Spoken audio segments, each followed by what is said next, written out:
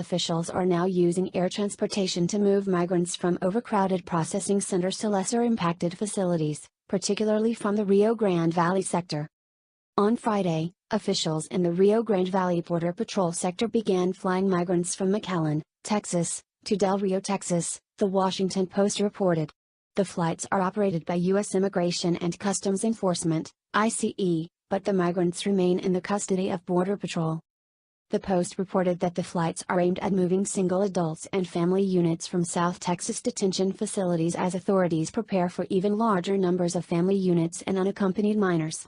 These types of flights are highly unusual for Border Patrol, the newspaper reported. The agency resorted to utilizing flights which carry up to 135 souls because all buses are being utilized to transport migrants from the border to the initial processing centers.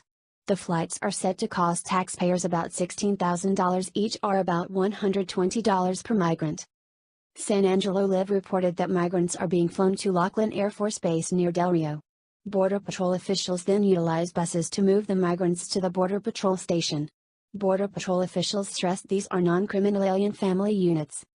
After processing, the Del Rio sector will likely release family units with no criminal history or illnesses into local communities. ICE officials are also screening family units in the Del Rio sector for false or fraudulent family claims, Acting ICE Director Matthew T. Albans told Breitbart News in an interview last week.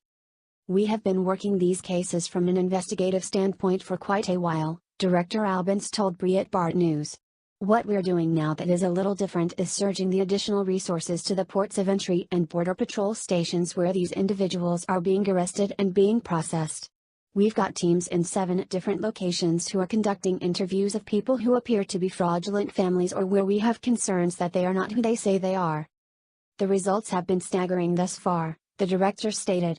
"In just a couple of weeks, we've interviewed 256 family units and identified 65 fraudulent families. Almost 3 out of every 10 families we've interviewed have become fraudulent." In an effort to more quickly determine the instances of false familial claims, federal officials are about to deploy a rapid DNA testing program in 2 locations. He said this specific type of DNA testing will return a result in 90 minutes that can identify a parent-child relationship. Albans said the rapid DNA testing will begin this week. "We hope to have some results next week." The Fox drama Empire is slated to end after season 6 as producers for the embattled program say there are still no plans for actor Jussie Smollett to return, according to a report. "We are turning the final season into a large TV event. We are trying to go out guns a-blazing," Fox Entertainment CEO Charlie Collier said during Fox's upfront conference call on Monday, per Deadline. "You allow fans to lean in and have the ending they deserve." When pressed on whether Smollett would return to the show, Collier replied vaguely that while there's an option for the embattled star to return, we have no plans for that, adding that Empire's writers haven't begun sketching out the show's final season yet. Deadline's Dominic Patton reports. On the other hand, amidst other long-in-the-tooth issues, Empire was pummeled this year by new ratings lows and the ever-spiraling controversy over the January 29 presumed hate crime that the Jamal Lyon portraying Smollett is now alleged by Chicago police and prosecutors to have perpetrated against himself. Things were still looking good several weeks ago for a longer run when options for key cast like the once and now once again music moguls the Lyon clan of matriarch Cookie, Henson, patriarch Lucius, Howard, on-screen sons Bryce Sherry Gray, and Tri Byers, along with Gabri Sidibe and Nicole R.A. Parker were sewed up last month for another season, I hear. Having portrayed openly gay middle son Jamal Lyon on the series from its early 2015 debut, Fox Entertainment and now Disney-owned 20th Century Fox TV negotiated an extension to Jussie Smollett's option for season 6. Last month, Fox Entertainment announced Smollett would not return to the series next season in the wake of allegations by Chicago officials the actor lied about a supposed racially motivated attack. By mutual agreement, the studio has negotiated an extension to Jussie Smollett's option for season 6, but at this time there are no plans for the character of Jamal to return to Empire, the studio said in a statement that gave no reason for the decision. Shortly after, a Smollett representative released a statement to several media outlets suggesting a hope that he may eventually return. "We've been told that Jussie will not be on Empire in the beginning of the season, but he appreciates they have extended his contract to keep Jamal's future open," the statement read. Most importantly, he is grateful to Fox and Empire leadership, cast, crew and fans for their unwavering support. Collier's announcement comes as a Chicago judge is slated to decide if a special prosecutor is needed to investigate why the state prosecutor's office dropped charges accusing Smollett of staging the attack.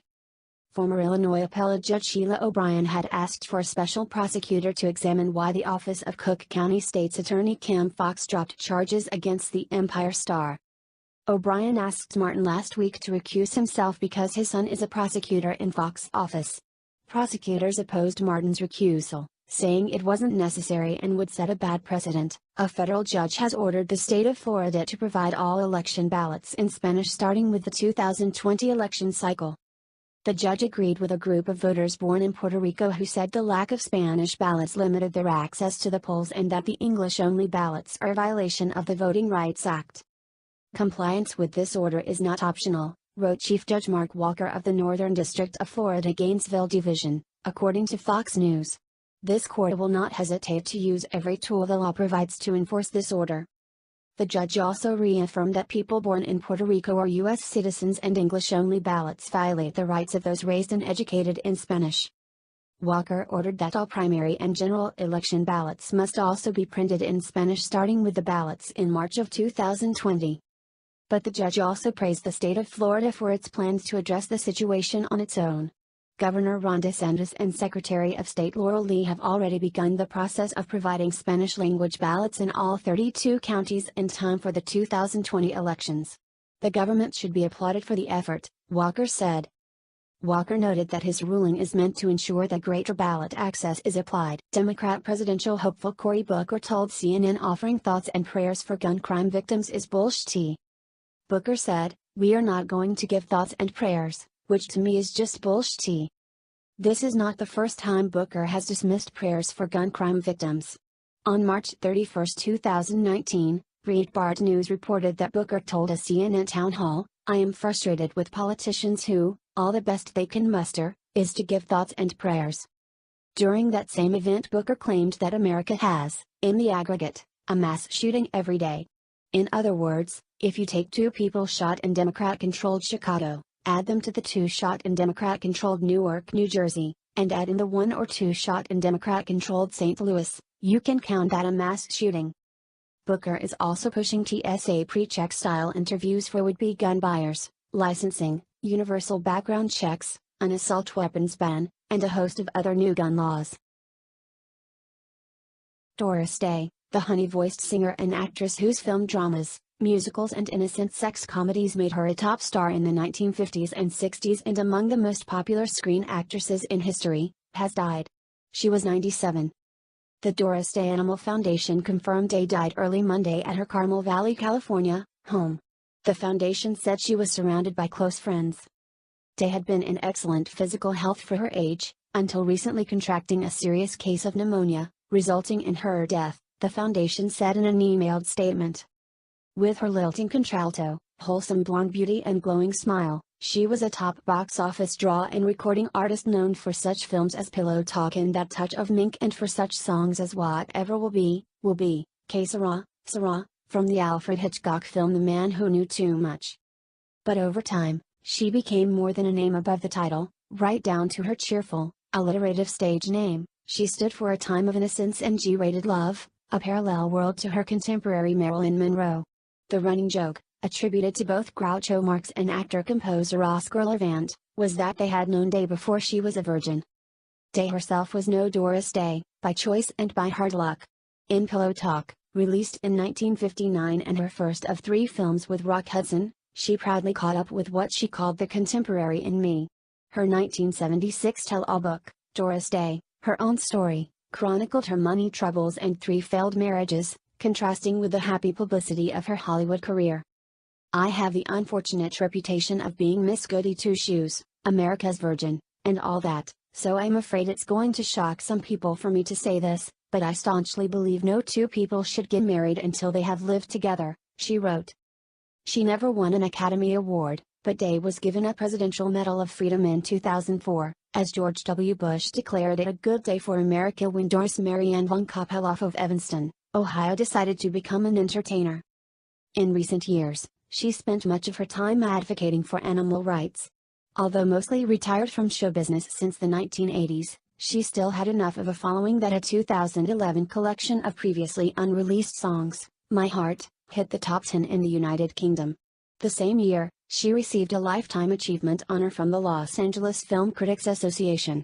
Friends and supporters lobbied for years to get her an honorary Oscar. Day began singing in a Cincinnati radio station, then a local nightclub, then in New York. A band leader changed her name to Day, after the song Day After Day, to fit it on a marquee.